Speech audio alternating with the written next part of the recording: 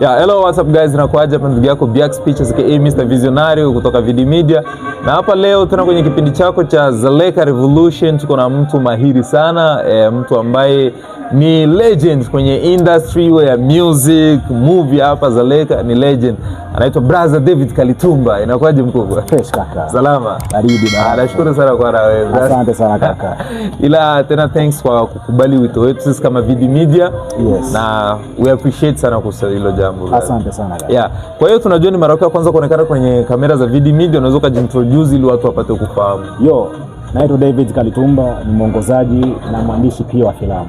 Yeah. Asante sana. Kwa hiyo inatosha hii Dogo tu. Na muonekano wako tu unatosha kwa introduction. Acha hizo. Acha hizo pigo. Ni kweli brother, ni kweli. Mtaani tunajua, sisi ambao tunatembea huko tunajua hilo. Basi tumshukuru Mungu. Yeah, ndio. Yeah, but first of all, kama ulivyojitambulisha, video music director pia movie director, yeah, kama tunavyokufahamu pia. Jambo la kwanza tungependa tuongelee kuhusiana na industry ya muziki ambao unajua hata kama upo sana tunajua upo, kuhusiana kwanza na msanii ambaye tunakuona na ukaribu fulani hivi ambaye ni J Dalla. Yeah. Tungependa kwanza tujue ukaribu wenu uko je? J Dalla ni ndugu yangu, ni mdogo wangu. Okay. Na nipo kwenye management team yake. Yeah. Yeah. Kwa hiyo ni mtu wa karibu sana, ndio maana nifanya naye kazi sana. Na kazi zangu nyingi sana tumezifanya na yeye. Okay. Nyingi sana, yes. Nyingi na sana. Kwanza before hata kabla haujaongelea kwanza in deep sana kuhusiana na hilo career yako kwanza ya director movie au mpaka ufikie kwenye kiwanda na kujenga jina ambalo unalo ambalo ni kubwa, mpaka umeanza je na umeanza lini? Ni muda kidogo na nimeanza tu kwa sababu ya changamoto za maisha. Unajua maisha yanatufunza vitu vingi sana. Yeah. Yes, maisha unakuwa hujui hichi kitu lakini maisha yanakufunza tu. Hii dunia ni elimu tosha. Okay. Inatufunza sana, ni shule imetufunza vitu vingi sana. Okay. Unajua mimi nishakutana changamoto fulani nyumbani kwetu Makongo huko. Okay. Sijui kama 2007 2008 kwenye miaka kama hizo mbili hapo. Dai kitambo hizo. Ni kitambo sana. Yeah, kuna mtu fulani 20. Yes, kuna mtu fulani tu hivi alikujaga ataka kushoot movie yangu nini, tukawa tumeongea, mwisho siku akavuta kila kitu. Okay. Nimeshasumbuka na hata kipindi bado mimi naanza nishasumbuka kweli. Yeah. Nikasema kama ndo mtu anayejua anafanya kitu kama hichi, lazima sitakuita mtu mwingine, lazima nisimamie mimi kama mimi. Na nikaingia kwenye kazi straight, nikaanza kujifunza, kupambana kabisa, kujifunza, kuumiza kichwa. But sisi tukakutana na brother yangu alikuwa anafanya hiyo kazi, akaniita, akaniweka sawa, naanza kunifunza na mpaka hivi nimebobea kwenye masuala. Okay. Yeah. Okay, na kama ulivyokuwa unaongelea mpaka ukaingia kwenye industry vizuri kabisa kama tunavyokufahamu. Na tukirudi tena kwenye swala la ukaribu wako na J Dalla, ulisema kwamba wewe ni moja kati ya management team ya J Dalla. Yeah. Okay, na kuna mambo ambayo yanatamba mtandaoni siku hizi kwamba J Dalla ni kama amepoa, ni kama mizima hivi kwenye shughuli mbalimbali, haonekani hata mtandaoni, unakuta hata wiki ya post nini. Hiyo inatokana na nini hasa? Ni mipango ambayo ipo. Okay. Hatuwezi kukaa kimya tu bila reason. Yes, kuna mipango ambayo ipo na hiyo mipango nafikiri kwenye huu mwezi itakuwa imekamilika na tutaanza kazi upya. Okay, kwa sababu no, hatuwezi kuambia. Okay. Hiyo ni siri ya kambi. Huwezi kuitoa nje. Hiyo ni siri ya kambi. Huwezi kuitoa nje. Yeah. Okay. Baada hiyo mipango kila kitu kinakuwa sawa. Okay, yani tutegemea na moto mpya. Okay, kama yeye mwenyewe alivyosema akiachia ipi atakuwa msanii mpya. Okay. Kwa hiyo tunataka tuanze tukiwa tuko wapi. Okay, almost inaweza kuchukua muda gani hivi? Usijali. Karibu tu hapa. Sio mbali. Miezi 2 hivi. No, sio miezi. Sio tu hivi kama miezi 2. Okay. Mwezi mmoja au wiki 2 au wiki 3, kitu kama hicho. Okay, kwa hiyo tutegemee kasi mpya kabisa. Okay, tukitoka kwenye upande huo tukiingia kwanza kwenye upande wa music video direction. Yes. Wewe tumekuona ukiwa moja kati ya madirector ambao video zako tunaweza tukasema ni bora, tukiona pale DK, tumeona kwenye PC Kali, director DK, one of the best movies tunaweza tukasema hivyo, au one of the best movie ndio tunaongelea kwa sababu ya scenes nini, wazee wa Nigeria pale nini. Ila kwenye huo upande kwanza ni challenge gani ambazo mnapitia au unapitia wewe kama vile DK? Kwenye masuala ya music video direction, Changamoto zipo nyingi sana, na unakutaga mara nyingi sana mtu anakupatia picha, anakupatia muziki, wewe unaisikiliza kwa sababu lazima uisikilize ili upate concept ya muziki, lazima uisikilize na uisikilize sana. Uanze kusikia verse 1 wanaongea kuhusu kitu gani, chorus inaimbiwa aje, nini kinaongelewa kwenye chorus, usikie verse 2 wanaenda kitu gani, usikie kama kuna verse 3 usikie, afu usikie main idea ya muziki. Unaumiza kichwa, unaandika, unatengeneza storyline pale, unafanya research ya msanii wako ambao unakwenda kufanya video, unafanya research yuko vipi, nini nifanye kwenye video yangu ili video yangu iende. Mwisho siku unaweka budget. Sana ana deny kwamba hii budget ni kali sana, siwezi kupata hii pesa. Bas hautomforce. Inabidi ufanye kile ambacho unachojisikia kwamba tukifanye, unakifanya hivyo. Lakini mara nyingi sana huwa sifanyi kazi na watu wengi. Sifanyi kazi na watu wengi. Sijui kwa nini, lakini naona watu wengi sana huwa sifanyaje nayo kazi kwa sababu ya hivyo vitu. Yaani picha ambayo mimi nitaiona hiyo ndio picha ataiona. Na kitu kingine ambacho mimi nakiona kwamba tatizo ni wasanii wetu. Hawana creative director. Na hilo ndio kosa ambao ndio maana kuna video zetu nyingi sana za hapa kwetu kambini sio video bora, hazina ubora wa aina yote. Lakini wasanii wetu wa kambini video ikiwaka inatosha kwao.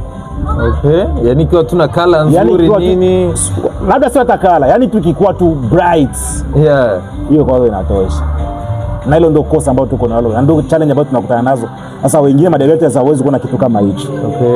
Mara nyingi sana msanii anatakiwa kuwa na creative director wake. Unaona? Wake binafsi. Yani yule creative director akienda kwa music director sasa wakikaa chini ambaye anataka video yetu iwe hivi. Wasanii hawajui kipi wanachokitaka. Wao watu tu hapo tu shoot. Sasa hicho kitu mimi huwa kinanisumbua sana. Huwa sikipendi. Na je, unashirikiana na wengine madirector hapa kambini kwa ajili ya kufanya kazi nini? Sana. Kama vile kina nani? Music director wote kambini.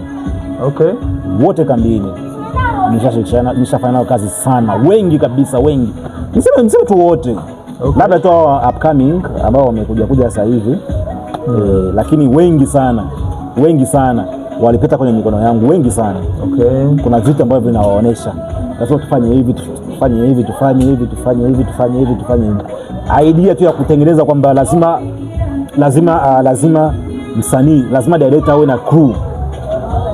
Idea mimi ndio nimeileta, nimeonesha lazima upate crew, hauwezi kuwa naenda shooting peke yako. Kama vile tukiona watu wa fisi, kuna watu wa makeup, vitu kama hivyo, coloring nini, vitu kama hivyo. Mimi nimevileta. Hauwezi kwenda kushooting peke yako, lazima uende uwe na team. Mimi na team. Yes. Black frame. Black frame. Nimeiona hiyo kwenye WhatsApp business yako pale iko na mnaona coloring moja kali sana. Ndio kazi zangu hizo. Na ukishirikiana na wengine director hapa kambini, mnashirikianaje kwanza? Je, kuna credit fulani unapewa au vipi? Kuna baadhi ya kazi huwa nalipwa. Credit tunaongea tukiachana kwanza na malipo. Credits. Mara nyingi huwa siwekwi. Why? Sijui, ni vile tu unajua kuna baadhi ya wengi wanasafiri kupitia uwezo wangu. Wapo wengi sana. Siwezi kuwataja tu, lakini kuna watu wengi ambao kazi zangu zimewapeleka mjini. Lakini siwezi kuwataja. Mimi sio mtu wa hivyo. Mimi sio mtu wa hivyo. Bania kwanza. Tunajua kwanza hapa kwetu kambini madirector ambao tunaweza tukasema wanawaka sana kwa sasa, tuna Kendi Mafili na Fisi Scan. Kati ya hawa, je, kuna wao wote wawili au mmoja wapo ambao umeshafanya nao kazi na hujapewa ile credit ambayo ulistahili wewe? Wale wote nimeshafanya nao kazi. Wengi, wote nafikiri wote. Kwanza tuongelee kwanza hao wawili, hawa Fisi na Kendi. Wote nishafanya. Yaani kuna kazi ambayo umefanya nao na hujapewa ile credit ambayo ulistahili. Wote wawili hao. Mimi siangalie vitu kama hivyo. Sasa kipi ambacho unaangalia ukienda kufanya kazi na mwingine direct? Mimi kwenye maisha yangu natokeamini kwenye maisha yangu ishi na kila mtu vizuri. Okay. Mtu akihitaji msaada wako sehemu fulani, usiangalie kitu fulani, just do it. Ndio atakiangalia kwenye maisha yangu. Okay. Yani kitu ambacho watu wasijua kuhusu mimi, sina roho mbaya. Yani unaga baya. Tajiri wa roho, tajiri wa roho safi. Yani mimi hata ukinikosea vipi, ukihitaji kitu kutoka kwangu, mimi nakupatia. Just be open. Yani nakuachia kabisa, chukua usijali. Ndio maisha yangu yanavyokuaga. Okay. Yani hivyo ndio nimeumbiwa. Yani haujali masuala ya credit, kama watakutaja au kama watakutagi au nini. Ili mradi tu kazi iwe nzuri. Mimi nimefanya kazi yangu, upande wangu nimemsaidia, upande wangu inatosha. Kama atasema ni vya kusikusaidia, kwa sababu kuna muziki ina albamu ya muziki mingi sana kambini nimefanya. Nimegusa kabisa, nimeweka rangi, nimesaidia ideas. Lakini utaona wanaandika sehemu yangu pale. Utaona. Okay. Sasa mimi hiyo hainisumbui. Hiyo hainisumbui kwa sababu nimesaidia, imetosha. Okay. Na kama ulivyosema kwenye upande wa kiwanda cha video au kwa video production kuna mapungufu. Nahisi ni mambo gani ambayo tunaweza tukafanya kama vile wanasanaa wa Dzaleka au akina director wa Dzaleka wanaweza kufanya ili kuboresha upande wa movie, upande wa muziki kwanza? Unahisi ni kitu gani director wanaweza kufanya ili kuboresha? Muziki zetu zina matatizo. Okay. Yes. Sijui niseme pia na waimbaji wetu wana matatizo kwa sababu nishawahi kufanya muziki. Okay. Nishawahi kufanya muziki huko nyuma 2008, 9, 10. Yes, niliwahi kufanya muziki hicho kipindi. Unaona challenge ambayo zipo sana, naona ni uandishi wa waimbaji wetu kambini. Okay. Huwa wanaimba ili waimbe. Yani wanafuata tu vibe ya ngoma. Wanaimba ili waimbe, lakini hawaimbi ili kupatikane message, kwa sababu muziki ina mwanzo, katikati na mwisho. Lakini muziki zetu zote zinaanzia katikati, zinaishia katikati, au zinaanzia mwanzo zinaishia huko mwanzo, au zinaanzia mwanzo na zinaishia huko mwanzo. Unaona kitu kama hicho. Kwa hiyo sasa challenges zinapatikana kwamba ukimpatia director aifanyie kazi, anafanya bila kufanya tu. Unaona? Na kitu kingine ambacho mimi nakiona wakifanya madirekta wa kambini, wasome sana. Okay. Ndio tutakuambia tu wasome sana. Yani elimu kuhusiana na ile kazi iwe sana. Elimu ni nzuri mtu akisoma kulingana na kazi anakwenda kuifanya. Okay. Unaona? Kuna kitu fulani ambacho nitawaambia leo music director wa kambini. Ni kwamba ukipewa muziki, cha kwanza ukiangalia ni nini utakachokifanya, kwa sababu video lazima iboost audio. Hiyo ni kweli. Sasa ukifanya video ambayo haiboost audio, unafanya msanii. Angalia soko ya muziki kwa vipi, nini kinachofanyika kwa wenzetu, wanafanya nini. Ukiangalia muziki video, pata kitu ambacho kitakuwa kiko bora. Nini niongeze, ni idea gani nitaileta, ni create kitu gani, sio tu twende pale tukae tu shoot. Nisikufiche, music director wote wa Nigeria, ukiangalia muziki zao zote, utagundua kitu ambacho kinawapeleka sana ni zile creativity zao za seti. Ukiangalia seti zinavyotengenezwa, ukiangalia VFX zao zilivyo, unaona ndio kitu pekee ambacho kinafanya ile afro ya Nigeria ende sehemu. Yani mtu akiona kabisa na kubali hichi kitu anasema ni cha dunia nyingine. Creativity zipo nyingi, seti zinapangwa vizuri. Unaona shida ni nini? Sisi tunafeli wapi? Madirekta zetu tunafeli wapi? Hatusomi, hatuangalii cha kufanya. Angalia muziki unaleta hii muziki, soko yake kwa vipi, nifanye nini kwenye hii video ili muziki yangu ifike sehemu. Hatuna hicho kitu. Ya just kwenda kushoot tu, tunamaliza tunaenda kuedit. Rangi inaletea, wanafanya rangi inaisha. Na mbona video zetu za hapa Dzaleka, ni video ambazo zina heshima kubwa sana kuliko video za kambi zingine zote hizi tunajua za kina Nyarugusu, Tongo, Garama, Ratani na wapi. Unahisi tumewashinda wapi wengine? Kwanza tukiongelea kwanza kwa uzuri kwanza. Kweli tunajitahidi. Tunajitahidi. Kwanza niseme moja ni kwamba sisi tulibarikiwa kupata wabobevu hapa kambini. Okay. Yes. Unajua mwanzoni kulikuwa tuna music director walikuwa kama ni watatu mwanzoni. Yeah. Kulikuwa kuna Pops ambaye ni Sami. Okay. Sijui kama unamfahamu. Yes. Kulikuwa kuna Deba Mix, sijui kama unamfahamu. Kulikuwa kuna Yugo. Okay. Ndo Yugo DJ. Yeah, yes. Namuona. Kulikuwa kuna hao watu watatu ndio walikuwa wanafanya music video. Yeah, music video. Mimi nilikuwa natumika na Yugo. Okay. Hicho kipindi nilikuwa natumika na Yugo hicho kipindi.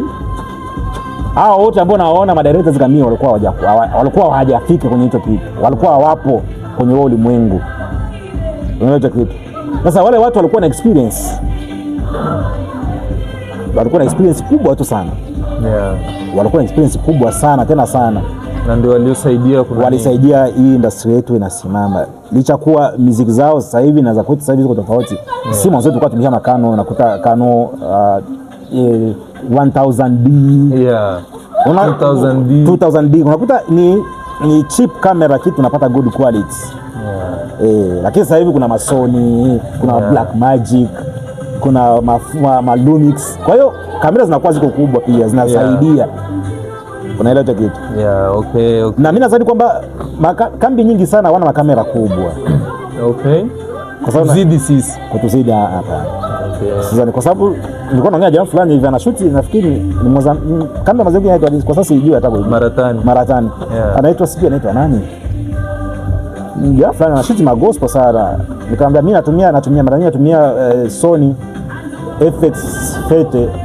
Akalamika kamera kubwa ulitoa wapi nini? Nikamwambia no kamera zipo na sisi tuko karibu ya mji sana. Yeah. Yaani tukitaka kitu tunakipata kwa wakati. Yeah. Hata kama tukikosa hapa tutapanda Lilongo tunaileta tunapiga kusudi tunamaliza. Na hiyo ndio kitu ambacho kinatufanya sisi tuwe mbele kuliko makambi zingine. Okay. Kwa sababu town kwetu ni pua na mdomo. Yaani ni karibu. Dakika 30 usharudia ushamaliza kila kitu. Yeah. Unaona? Ndio hicho kitu. Lakini pia tuseme kwamba hatujui tunajitahidi. Yeah. Wanajitahidi kambini, watu wanajitahidi, wanafanya kazi kubwa, wanapambana. Ndio hivyo. Okay, na kwa huo upande kwanza tukigusia, yani kwa kumalizia kwanza kwenye hii point, ukiseme tu utaje wimbo bora au video bora ya mwaka kwa sasa hivi, unaweza kutaja ni wimbo gani? Video bora ya mwaka? Yeah. Kwa sasa. Mwaka wa upande gani? Kwa sababu video zina kipengele, kuna video ina kipengele chake. Upande gani? Yani video tu ya muziki, yani kwa uzuri, kwa ubora, kwa direction nini?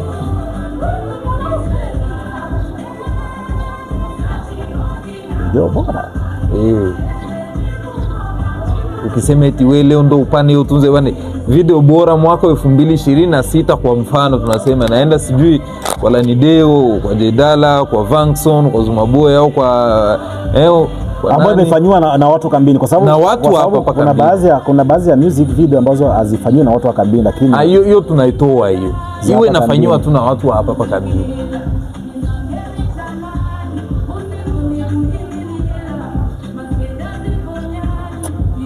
Kuna video ambayo haikutoka. Ilikuwa kali sana. Video gani? Video ambayo tunajua haikutoka na ilikuwa inasifika kuwa ni kali ni ya Kenzo wa Babeni. Alikuwa anaitapa sana mtandaoni, lakini mwisho wa siku wewe unamsikia mtu anaitapa kweli? Tulisikia na wewe ukasema, na wewe hapo unasema kuna video haikutoka. So hiyo sasa. Na video yani kuna nyingine. Kuna video ambayo nimeifanya mimi. Okay. Yeah, nimeifanya video ilikuwa na sababu title ya video ni mwaka mmoja umepita, lakini nafikiri ilikuwa changamoto nyingi sana ile video, lakini ilikuwa ni video kali sana. Ilikuwa storyline kali sana. Ilikuwa Jedala. Okay. Ilikuwa video kali kweli. Okay. Video kali. Ilikuwa na storyline. Sasa sema sijui tu watu wanaangalia wanaweza kaangalia kwa upande gani, lakini ilikuwa ni video ambayo imeeleweka. Ilikuwa na story ambayo imeeleweka. Mwanzo mpaka mwisho. Okay. Sasa hivi nafuatia naona video nzuri sana kwa sababu kwenye video zote nimetoka huu mwaka nimeangalia video zote. Iskali bado inaongoza. Okay. Yeah. Kwa upande wako. Sasa kwa upande wangu mimi. Ndio, si ndio hivyo namalizia kwa upande wangu. Yes. Yeah. Iskali ni video nzuri. Okay. Bas tukihamisha basi mada kwenye upande wa movie au industry ya movie hapa kutoka Kambini za Leka. Kwanza ningependa nisikie kwa ufupi kwanza unaiongeleaje? Ikiwa ni mazuri au ni mabaya? Movie ya Kambini za Leka ni nzuri, okay, na ni moja na ni mbaya kwa namna moja ama nyingine. Okay. Yes. Kinachotufanya mpaka tuwe hivi sasa hivi tuna unafiki. Okay. Unafiki kwenye industry yetu ina nafasi kubwa sana kuliko kufanya kazi. Unaelewa? Yeah. Na hicho ndio kitu pekee ambacho kinaua Zaleka. Okay. Yes. Na kweli tukitizama ni kama vile industry ya movie Zaleka ni muda mrefu kwa sasa tunaona kama vile ipo kimya. Watu wengi wamejikita kwenye short movies ambazo wanaziposti tu kwenye TikTok nini, lakini zile movie kabisa ambazo tulikuwa tunazoea unakaa kabisa kitu cha lisaa nzima unatizama movie nini nyumbani, hicho kitu hakipo tena. Unahisi ni kitu gani, ukitoa unafiki, unahisi ni kitu gani ambacho kimeua industry ya movie hapa Kambini Zaleka? Tukiacha unafiki, kinachotuua sisi hapa Kambini ni support. Okay. Hatuna support. Unajua kuna wasanii wengi ambao tumefunza sisi, kuna wasanii wengi ambao wametoka kwenye makundi tofauti tofauti, yeah, wako Ulaya, okay, lakini hawasaidii makundi yao, yani hawatoi ile support. Unajua tofauti na zamani na sasa hivi, mbele tulikuwa tunapata kila kitu kwa urahisi, lakini mambo yalikuja kubadilika. Can you imagine? Sasa hivi kamera kuikodisha, unakuta kamera unaikutisha 150. Kamera tu. Kamera peke yake. Bado kushuti, bado light, yani bado ma reflector ni bado kila kitu. Kwa hiyo unakuta gear peke yake, kamera na lights ni 300. Unakuta unajua kama wengi wanaelekea TikTok kwa sababu wanatumia simu wanatumia simu na hakuna gharama watachukua. Lakini ukienda sasa hivi vitu viko tofauti. Vitu viko tofauti. Yaani unashangaa utakodisha lights 150. Sorry, kamera 150. Yeah. Kwa siku lazima ushuti scene 6. Unakuta na filamu unataka kushuti iko na scene 90 au 60 au 70 au 80. Siku ngapi hizo? Hiyo 300 kila siku. Haiwezekani. Haiwezekani. Yeah. Lakini ukiona kwamba kuna watu wana support kwamba mtasapoti kundi yangu kamera moja, utaona watu watashuti. Yeah. Utaona watu watashuti. Ndio tatizo hilo. Okay. Na jambo lingine kwanza ambalo tungependa tulisikie kutoka kwako, kuna baadhi ya maneno ambayo yalikuwa siku za nyuma hapa kuhusiana na baadhi ya makundi ikiwemo I think ni LJ, White Vision, ya kwamba kuna baadhi ya watu ambao walikuwa wanafanya najua Brother Jospa aliwahi kuliongelea kwenye interview ambayo tumefanya naye siku za nyuma, ya kwamba Brother Strong alikuwa akifanya akisikia kuna script nzuri sehemu fulani anaweka pesa pale, anachukua ile script, au akiona actor mzuri sehemu fulani anamweka pesa, anachukua, but mwenda siku kazi hazitotoka. Unahisi hiyo pia inachangia kwa kuua kiwanda cha movie Zaleka? Hapana, sina imani na hilo. Okay? Sina imani na hilo. Unajua mimi niseme kitu kimoja. Yeah. Mimi kwenye kundi langu nilikuwa na wasanii wengi sana. Okay. Unajua msanii akiamua kwenda sehemu hautakiwi umshike. Acha afanye kazi. Umeshamfunza inatosha. Sasa Kambini kuna matatizo kama hiyo. Unakuta mtu eti kwa sababu msanii wako alitoka kwenye kundi ya mtu mwingine anakuja kwenye kundi yako kwamba umekwenda kumwiba msanii. Okay. Na ndio bifu inaanzia hapo. Yeah. Kama kuna watu kwenye kambi, kwenye tasnia yetu hii waliwahi kuchukiwa, mimi ni wa kwanza Kambini. Okay. Kama kuna watu walishawahi kuongelewa vibaya, mimi ni wa kwanza. Why? Unajua hizi kazi tunazofanya zina vitu vingi sana. Tunakutana mambo mengi sana ambayo sio lazima niongee kwa mtandao. Okay. Tunakutana mambo mengi sana ambayo ni mabaya. Unaona? Mpaka unaona tunakaa kimya. Kalichumba kwani iko kimya, afanye movie, fanye nini? Tunatulia, tunaona basi tuepushe vitu vingine. Unajua tumekuja Kambini hapa, tunakuja kutata maisha. Tunajua tulipotoka familia zetu zinateseka kiasi gani. Yeah. Tupo hapa kwa sababu kuja kuokoa familia. Tulikuja kusacrifice Kambini kwa sababu kuokoa familia zetu. Kuna vitu vingi viko Kambini hapa, wewe huwezi kuelewa tu. Unaelewa? Viko vingi sana ndugu yangu. Okay. Bingi, asikwambie mtu basi. Yeah. Okay, na tukiendeleza kwanza kidogo, kuna trailer ya movie fulani ambayo ilitoka, Samaki Wangu, I think so. Yeah. Najua imeongozwa na Norbert kama sijakosea hapo. Tulitegemea labda hii movie, I think umeshawahi kuiona, don't think so. Yeah. Ile movie kwanza unaiongeleaje ile, na labda unaweza kujua sababu moja au mbili inayosababisha ile movie stoke? Ile movie ni movie nzuri. Okay. Nimeshiriki ndani, nafikiri nimecheza. Okay. Nilikuwa baadhi ya scene kama 2 nimecheza ndani. Okay. Baadhi ya scene kama 2. Ndio scene na mkurugenzi tu producer wa movie hiyo kutoka Marekani. Nipigia simu Brother Ndabaga.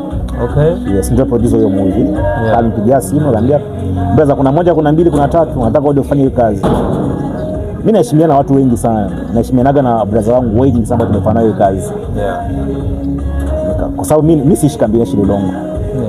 Nikatoka Lilongwe nikuja nikaja kufanya hiyo kazi, nikalala siku ya kwanza, siku ya pili nikarudia tena home naenda kupumzika. Kwamba haijatoka ni mipango tu ya producer, anaangalia na ndani vipi ataiachia. Huwezi kutoa tu kazi kwa sababu ni kutoka tu. Lazima kuwa na mikakati. Naachia movie hivi, niende hivi. Hawezi kutoa tu kwa kutoa tu. Yeah. Angalia natoaje movie yangu, itapokelewa vipi kwenye hichi kipindi kulingana na soko ambayo ninatafuta. Yeah. Ndio hivyo. Okay. Hatuwezi kublame kwamba haitoka. Okay, na kwenye hayo malalamiko ya movie kukawa au kutokutoka kabisa, Brother Norbert kuna kipindi cha nyuma pia tumeongea naye, aliwahi kusema kwamba kuna baadhi ya kazi nyinyi amewahi kuzifanya, I think ni chini ya LJ au White Vision, sikumbuki vizuri. Alisema kwamba kuna ugumu fulani ambao alikabiliana nao au changamoto alikabiliana nao. Unakuta watu wanashuti kitu cha wiki mbili, lakini movie stoke. Unahisi ni kitu gani ambacho kinasababishaga movie mpaka nafikia kipindi ya watu wameisha act nini, wamespendi mahela, lakini movie isitoke? Unahisi ni kitu gani ambacho kinasababishaga hizo tatizo? Hiyo depend na uongozi na depend na watu wanachukuliaje kazi yao. Okay.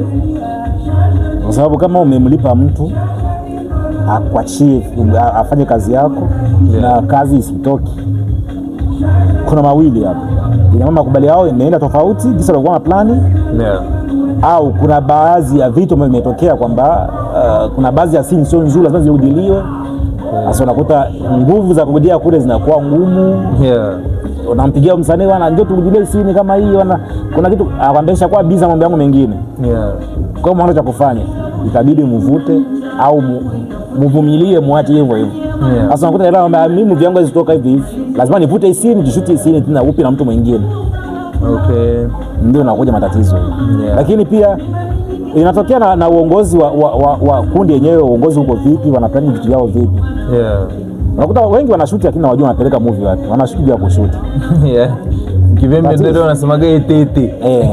Ndio itete ulisema sijui. Ndio unaijua. Yeah. Okay, lakini kwako wewe umeshawahi kukabiliana na hiyo hali ya kwamba umedirect movie au umeshoot movie na ikafikia kutoka? Na nikavuta na kuvuta. Ukavuta? Why? Nilikuwa na movie inaitwa Lose the Gambling. Okay. Ilikuwa ni filamu yangu nilikuwa naipenda sana. Nikawa nimeipatia mtu mwingine aiongoze. Yeah. Ndugu yangu fulani nikampatia, nataka uongoze hiyo movie. Mimi nataka nicheze, nisimame kwenye kucheza peke yake. Yeah. Na ni kweli nikaicheza ile filamu, lakini after kumaliza, kwa sababu nilikuwa sipati muda wa kupitia kufanya review za footages ambazo nimekwenda kushoot. Yeah. Alikuwa na shoot ni Dula, ni brother yangu Dula ambaye ni cameraman ambaye namkubali sana. Kwenye huo upande namkubali sana kwa sababu ni mtu ambaye anaelewa kitu anachokifanya. After kumaliza kushoot, huwa kunabaki kama scene 10 nafikiri, yes. Msanii kana Tanzania akianza kushoot. Okay. Ambaye tulikuwa tunacheza, alikuwa kama anacheza kakaangu, akawa ameenda Tanzania. Nikapitia footage zake zote, nikaona kuna mistake mingi ambayo alifanya kwenye uigizaji wake. Nampigia simu, nataka turudie hii movie. Akaenda akafanya miezi 6 iko da. Yeah. Hiyo movie nafanya kitu gani? Watu wameshabadilika. Kwenye miezi 6 mtu anabadilikaga, anakuwa transformed vingine, yeah, tofauti kabisa. Yaani nikasema hii tunaipeleka wapi? hasira zikawa ziko nyingi, nikajivumilia, lakini kama mwisho wa siku tu afuona nitakachokifanya. So alifanya mwaka mmoja na miezi kama ngapi hivi yuko kule. Yeah. Ambaye anacheza kama mdogo wetu akawa amesafiri kwenda Ulaya. Yeye bado yuko huko. Nikaona basi hii haina nafasi tena. Nikafuta. Yaani ilikuwa ni hiyo pekee au zilikuwa movie nyingine? Nimeshavuta movie kama 3 au 4. Tunavuta sana. So kwa nini inatokeaga? Changamoto zipo. Sina kwambia kambini hapa unaweza kuwa unalala leo, kesho unaamka safari kwenda Ulaya nafikia naenda. Hajamaliza kushoot. Utafuta tu. Kuna nyingine ambazo nilikuwa tunashoot hapa nyuma tu. Nafikiri mwaka jana hapa. Okay. Mwaka jana, yes. Nilikuwa nashoot movie fulani hivi ya dada zangu. After kumaliza kushoot, kuna baki scene kama 7 za mhusika mkuu. Yeah. Akapata kwenda Ulaya, akawa ameenda Ulaya. Ikabaki ndani, ikapaki kitu gani? Hakuna nao. Kwanza upya. Tukaanza upya. Na vitu viko vingi ambavyo ukiangalia kambini tuna challenge kama hizo sana. Okay. Hautamzia mtu asiendi. Haiwezekani. Yani haiwezekani kabisa.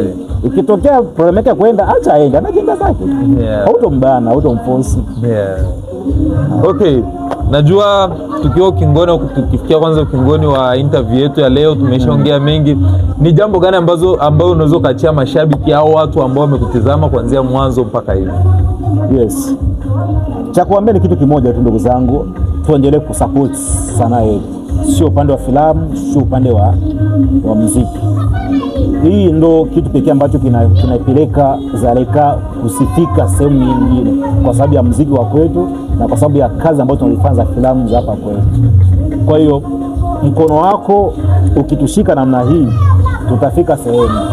Wanasema umoja kwa pamoja tunaweza, lakini mkituachilia tutapotea tu mazima. Ni hayo tu ndugu zangu. Asante sana kwanza mzee DK.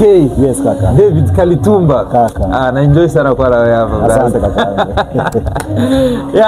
Thanks guys kwa kututazama. Hapa ilikuwa ni ndugu yako Biax Pictures, tulikuwa tukipiga story na legend David Kalitumba. Kwa hiyo kama ndo mara yako ya kwanza kuwa nasi hapa kwenye VD Media, unaweza kusubscribe, kulike, kucomment, pia usahau kushare ili wafikie watu wengine pia. Kwa hiyo shout out kwa Arabino, shout out kwa Daniel Lion Benga. VD Media is us.